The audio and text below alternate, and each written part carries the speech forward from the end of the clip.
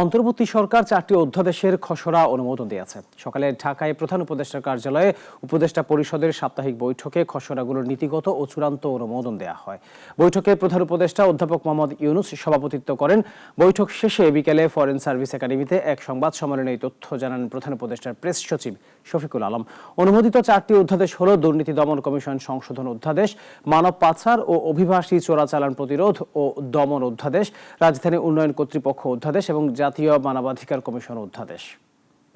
কিভাবে আরো এফেক্টিভ একটা অর্গানাইজেশন করা যায় এবং বাংলাদেশের শেখ হাসিনার আমলে যেভাবে দুর্নীতি বিস্তার লাভ করেছিল এটাকে কিভাবে রোধ করা যায় সে বিষয়ে একটি দুর্নীতি দমন আইনটি আজকে সংশোধন অধ্যাদেশ 2025-এর খসড়া